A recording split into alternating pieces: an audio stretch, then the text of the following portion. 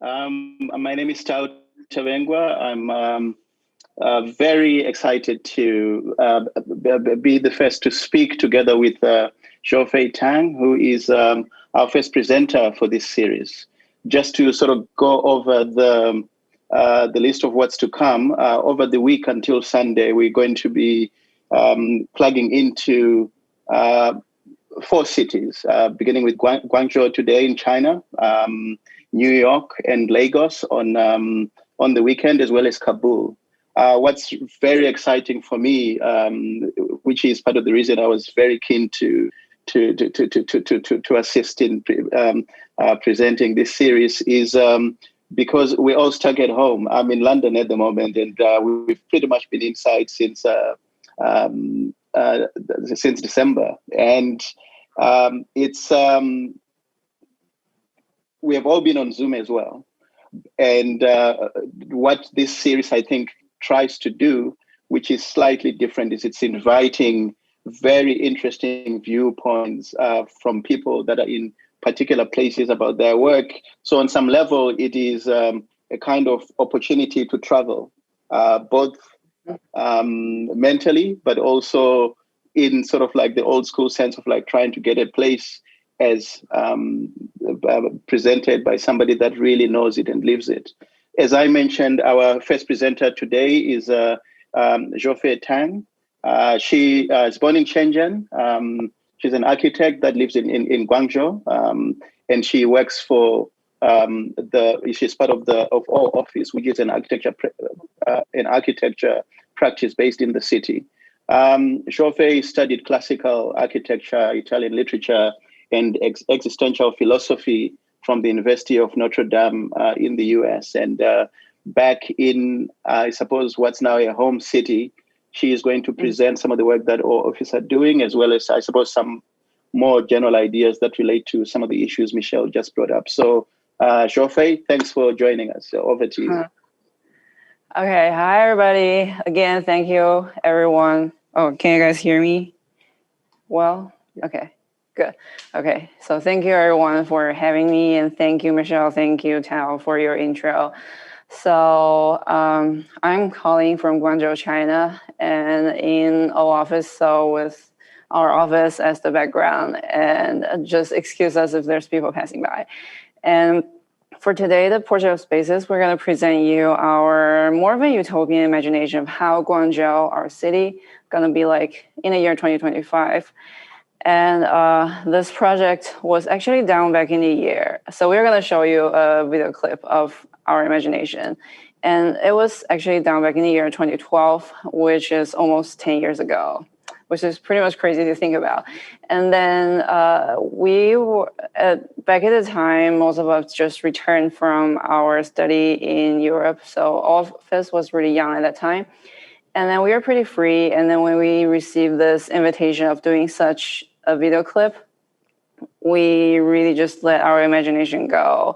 And also because lots of us have stayed in Europe for a while, so we both share this crazy love for Venice. So we start to think, oh, what if we put the same scenario of Venice back into Guangzhou? Because Guangzhou has this Pearl River, as you can see soon in the video clip. And there are pretty much lots of canals in Guangzhou, we can see, but it's just fragments of it. So we are thinking, what if we just reintroduce the water system back into Guangzhou? So we started to do a little bit of research of how Guangzhou used to be like, of the history of Guangzhou. So in the video clip, you will see there are 2 parts of it. So the first part is the history of it, and then the second part is our imagination of it.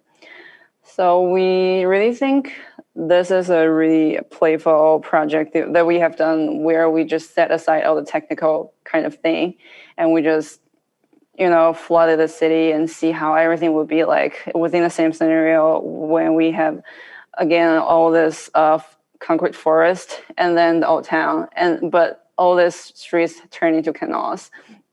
Also, Carúpano has said that Venice is such a testament for rigor, because all those pedestrian and the gondolas is so efficiently intertwined together. So we want to see how Guangzhou would be like, again, under the same scenario. So it is also a really good chance for us to observe our city as an outsider. So we were driving around on the highways, and then we were taking snapshots of our city. And then it is also a experience of reconnecting with our city. So now we can show the clip. And after seeing the clip, you guys can ask us a bunch of questions that you have in mind. So thank you very much.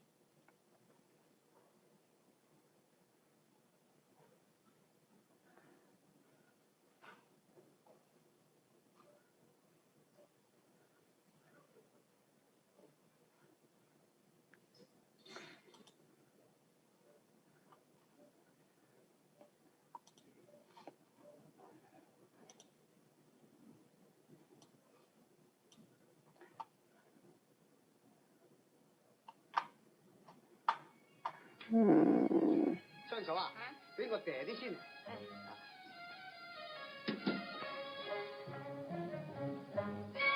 乜又制水啊？你開火啊嘛？乜仲未夠鐘？都唔知過咗幾耐啦。唉，喂，八姑啊，唔該你快啲開水喉。做咩啊？開遲一陣水喉嘈喧巴閉，交租又唔見你哋咁急。我哋要煮水嗱，鎖匙喺度，想洗水啊，交租嚟啦。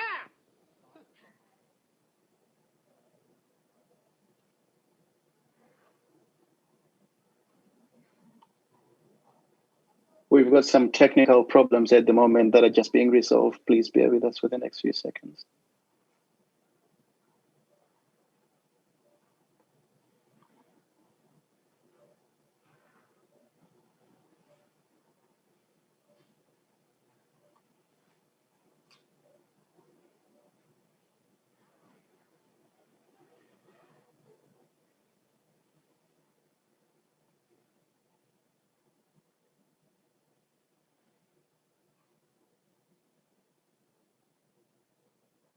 Mm.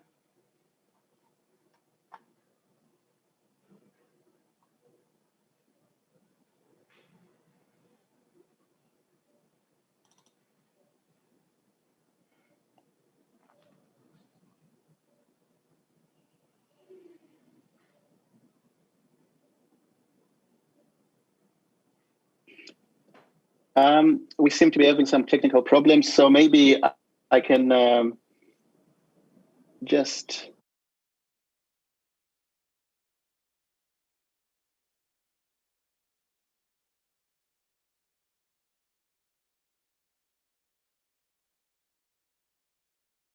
Yeah.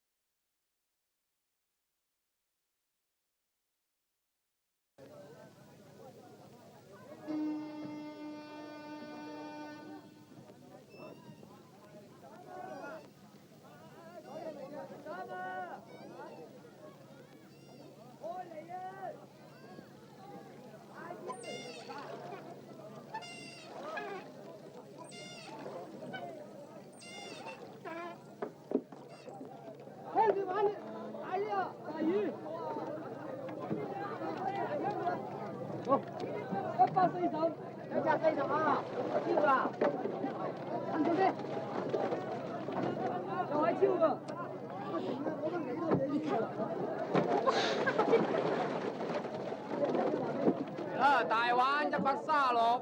開後窗。邊度啊？邊個開嘅？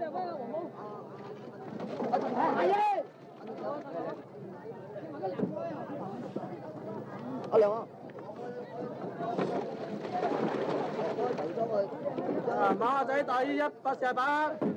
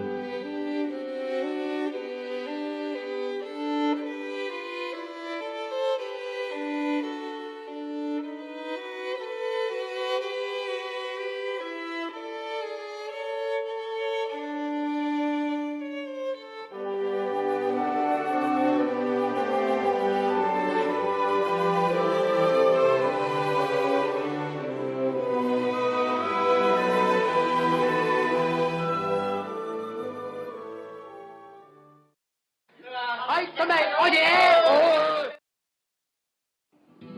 你控訴我日夜也上癮，問問外賣令你很痛恨，你肚腩放上膽敢去諷刺我乜咁大個墩，肥牛魚皮靚如球竹笙，豆腐豆泡桂花糖2份，加1粒3斤，唔通你仲要忍？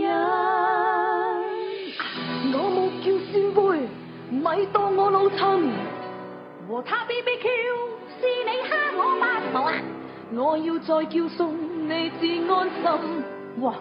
跟他燒海鮮，知我極敏感。Sorry，堂堂熊貓，別太過分。如何留下我當顧問？唔睇 BBB， 沒那添麻煩。這事不夠了，肥牛便會韌。肉類你作對，你喝佢，請不必屈我喝佢。細近都因你個嘴，是玩具，你説對，你撤退。湯底不太配對，我喜歡這豆腐類。請你滾起佢，你要滾不要叫人嚟加水。解菜花講一句，我有大姐不怕喊淚，就你終會是誰？你放豆腐，然後看生菜落淚。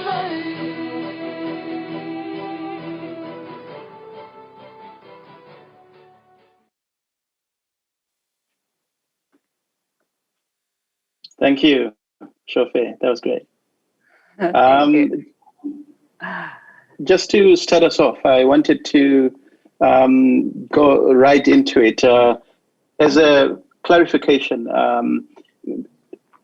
this project was part of a proposal 2025, Guangzhou 2025. I wanted to sort of start us off by asking, I see there's a lot of water. It's sort of, is this a restoration of like an old system of rivers that was pre-existing, or is this like proposing to sort of like create new waterways? Okay, so I need to get into the history part a little bit now. So yeah, because out of our like love, our crazy love for Venice, we started looking back into how Guangzhou used to be like in 200 years ago. Because right now, the only thing we can see is lands. So Guangzhou is now, of course, a mega city, but you can see tiny bits of history within it. So we look back into the past history.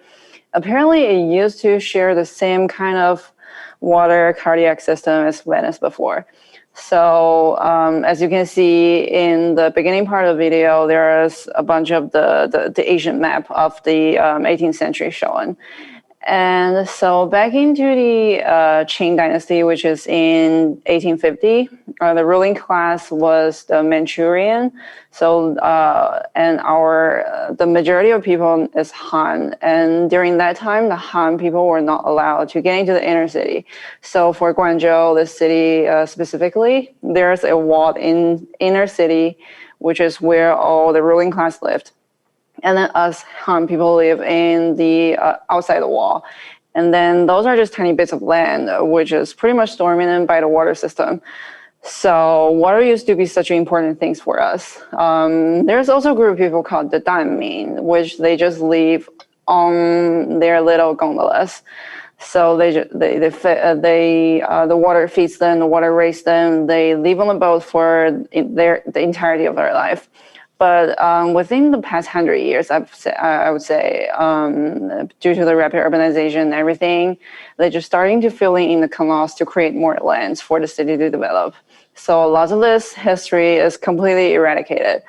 So we were extremely surprised looking back into the history of how Guangzhou used to be like, because we can see basically nothing of it right now. That's also why we want to do this kind of imagination of what if we had the same system as before right now, and how our city could be like.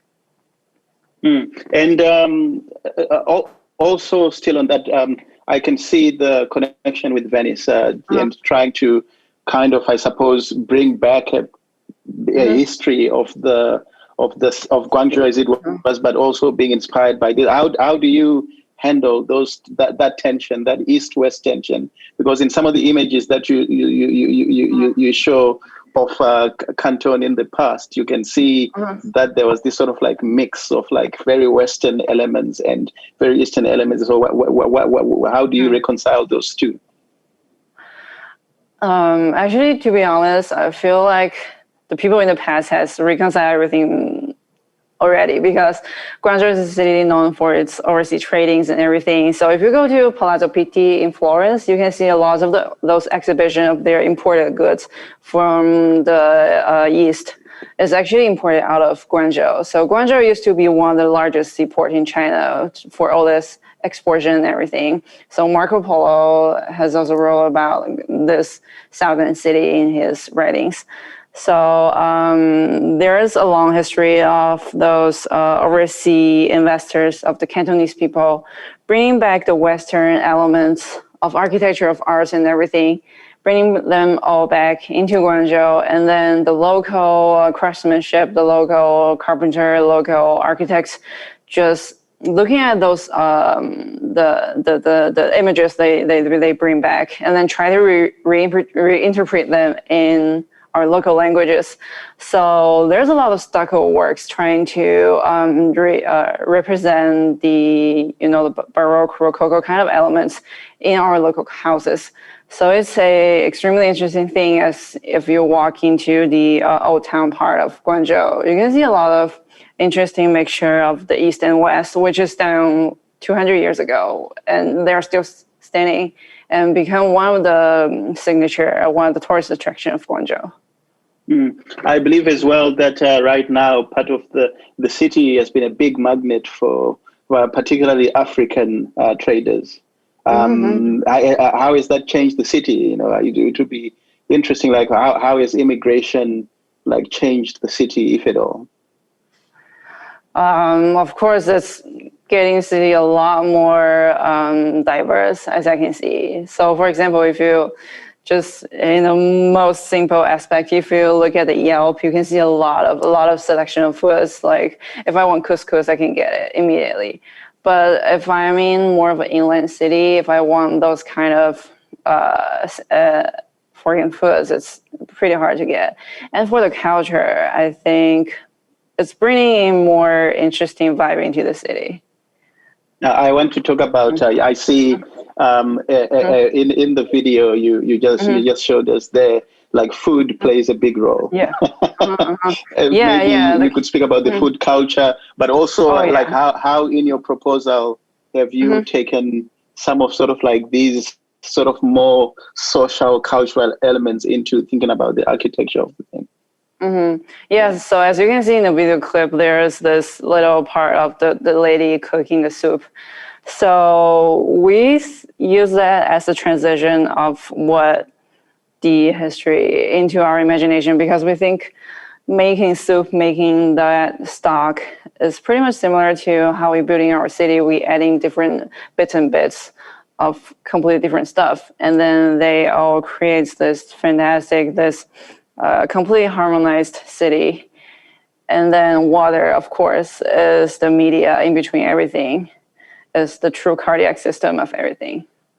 And as you know, the Cantonese are real foodies. Like they know what to eat, they know how to cook. So, yeah. Another thing that occurred to me is, China, I suppose, has become known for like scale. It seems so. How 2012 when this proposal was done, obviously the city is in a constant transition. What would you change like now 2020 2021 if there was a do-over that sort of takes into consideration some of the changes that have happened in the last, since the proposal was done initially? What would those be? But also, how has the last year changed how you'd approach a project like this? So one thing really interesting is when Jeremy approached us talking about this project spaces, this exhibition, we think of this Water Renaissance immediately because, ever since the pandemic, there's a lot of discussion whether the density of population spread the virus or anything. And for the modern city, there's just so many means of transportation, like the metro. You can go everywhere by bike or by just Ubering everywhere. So putting in water, I think, forces people to use either the pedestrian way or the gondolas way. So it kind of slows everything down.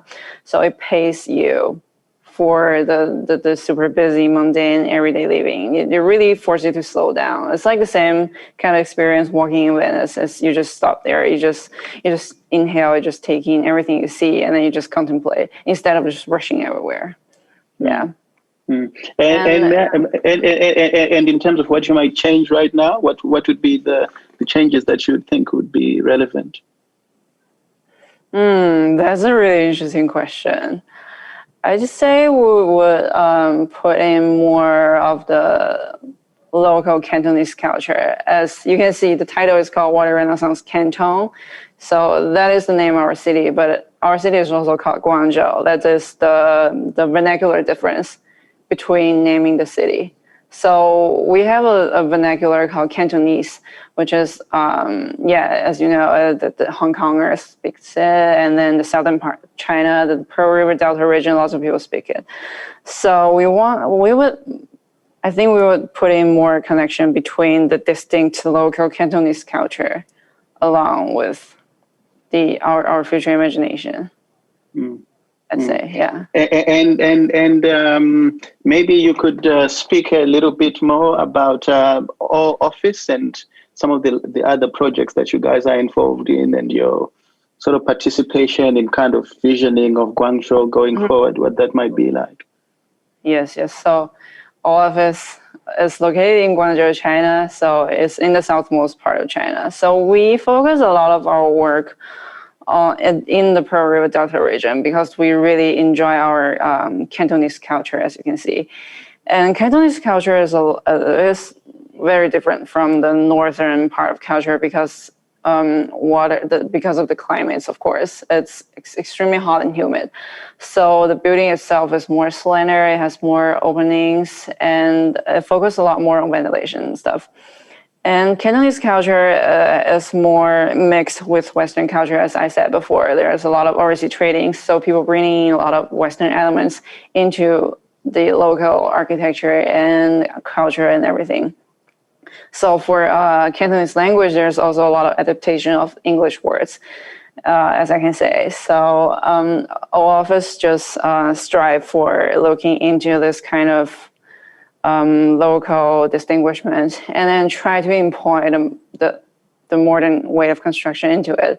So for example, one of our work is the Lianzhou Museum of Photography, which is located in a small town called Lianzhou. And the museum is built for the annual photo festival. And we really try our best to mediate how to put in the brand new museum, like a huge structure, into the old town. So, of course, one of our focus is how to put in a completely new structure into the current texture of the city without interrupting the overall well-being of it. And our office is really, a lot of our work is focused on the renovation project. So for example, our studio used to be a storage room for a local beer company in the 80s. And we just renovated it and we now use it as our office. And we've done a lot of other renovation projects. For example, there's this huge process which is already finished and it's currently called Mingde Academy in Shenzhen. So it used to be a huge industrial complex with a bunch of abandoned industrial buildings in there. And we go in and then we readapt a lot of this building into academy buildings. And now there's a whole middle school system in there. So for example, the dyeing center where you print stuff is now the student center for it. And then we also insert new structures for student dormitory. So yeah, if you go to our website, you can see a bunch of our playfulness of kind of intervening into this super rapid way of growth. And I feel like a lot of our work is more research-based. So we really look into the traditional way of construction, and then we see if we can import it into our new way of building stuff. That's an interesting point. I was going to ask, China has developed this reputation of not necessarily developing a vernacular, modern, contemporary architecture. That it's sort of like a series of, it's like it's patchworks from various places, especially from these Western cities. Could you speak a little bit about what you think about that what is if there is a contemporary vernacular architecture that's emerging out of China? What are some good examples of that?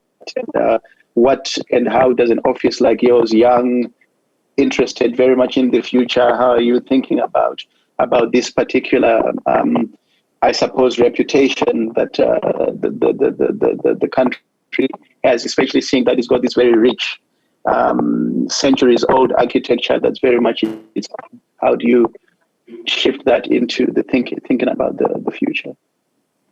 Yeah, so that is also something we think about a lot. So as you can see in the video clip, we put in the Guangzhou Opera House, which is down by Zaha Hadid, the architect, and then how it stands in our city versus all those new, the old historical buildings. So I think one of the most important thing we have to do is to preserve a lot of them, because people still trying to eradicate. They still trying to make more lands for new skyscrapers. They want to create more CBDs. They want more economics than culture stuff. So one thing is we really need to preserve and to talk to those old craftsmen, to learn about the craftsmanship before really trying to import it. We really need to understand what it is before we trying to take the form of it, not the real essence of it. So yeah, for example, in Lenzhou, the museum photography is, we've used a lot of the old local carpenter to do a lot of woodwork for us. And also lots of the concrete stuff is poured by the local people instead of we taking in new workers outside of Lenzhou. Yeah. Okay. We're going to get into some questions from the audience. First question is, thank you for a great presentation. I would like to know if in the Guangzhou region, the trend is more towards rural exodus or rather towards a reappropriation of rural territories. Zhuofei? I'd say it's more of a rural territories. Because by rural exodus, do you mean that you're trying to push people out, or? Thank you, Gregory, for that question. Yeah, that's a really good question. I'd say definitely So that rural city, the sort of duality. Yeah. Is it a big sort of part of like life in the city? Is it just a massive, expansive? I haven't been to Guangzhou. Is it just a massive, expansive urban region, or is it a mix of like both? I guess it's a mix actually. So if you towards the end of the video clip, we show our imagination of how Guangzhou is going to be like. So we took bits of the rural part, and then we took bits of the new CBD parts. So, for example, our firm located in Lyon district is in the rural part, and I'd say it's 50-50%. So 50-50. Yeah, a lot of those interesting things are happening in the rural parts, and then the CBD, there's more of an international stuff, like all the bars, all the cool bars, all the restaurants are in there. But if you want to find really like original foods, local stuff, you go into the rural parts. And at the moment, part of what has been, while we wait for the next question, thank you, Gregory, by the way, for that question. Thank you. There seems to be, especially in Western cities at the moment, during this pandemic, there's been this, I would almost say, this like big exit, like almost people are fleeing into the rural parts of the country to be away from, like, the big cities that have all these densities and which have been affected very much by this pandemic. What has that been like there at the moment? How have people responded? I say in Guangzhou, it's basically the real estate market are driving people out because, I mean, the housing is getting pretty crazy if you like for the CBD area, for the downtown area. So people are moving gradually out of town because the cost of living is relatively high, relatively low if you move into a rural region. And then, yeah, I say it's pretty much the same here. We're just waiting for the next question from the audience. Let's see if we've got any coming in. No questions. Please feel free to, if you've got any questions for Zhuofei, feel free to just post one up in the chat and we will quickly share it with her. We've got 6-7 more minutes to go, so we're sort of getting to the end of this. Just as a reminder, again, this is one of what will be 4 events. We're speaking to Zhuofei Tang in Guangzhou, about Guangzhou and some more work there. In the next few days, we will have New York, Lagos, and Kabul. Let me see in those questions if we've got any more. They are coming in. While we wait for that, I wanted to also check. This is purely for my own education. There's a new one coming up. Oh, there's one coming up. Okay, great. Okay, hello. Thank you very much for your presentation. I wanted to know if the perspectives of water networks presented are inspired by the consequences of future climate change. Thank you for that question. Yeah, thank you for this question. Again, it's a really interesting question because this is more of an ideal situation that we were imagining back in the year 2012. And I'd say climate change is taking a bit of it because the sea level is not quite, there's not a lot of distinct change of sea level in our city. So we are just thinking we want to bring the old Guangzhou back. That's pretty much it. Yeah. But the consequence of future climate change would definitely, so going back to Tao's question of what we would add to if we redo this proposal, of course, the future climate change is one thing we should consider. Yeah. Thank you very much for this question. So while we wait for the next question, I wondered, so in reintroducing these water systems, I imagine require also a rethink of, I suppose, the sort of like systemic component of the city. There would be, I imagine, like a whole new economic, social kind of like component and systems what would those be? What is sort of like the engine that this sits on top on in your proposal? What do you think would be necessary to relook and rethink, just in terms of how the city functions? So as we received this invitation to do this, we were just driving around the city. And then one thing when we were on the highway, we feel like it's almost similar to the Italian movie by Federico Fellini, which is 8.5. So people are just sitting in their cars, in their little box, and then just staring the road in front of them. And they were all jammed on the highway. So that is one of the scary part of the modern city is people become more compartmentalized into little functional units, they no longer show their distinct self. So I'd say another thing is driving us to do this project. We want to bring the good old time back. So at that time, people are freed from the glass box. They get to be pedestrian. They get to roll in Guangzhou in gondolas. They get to experience the true fun of the city instead of just being parts of the component of the whole big social machine. Mm.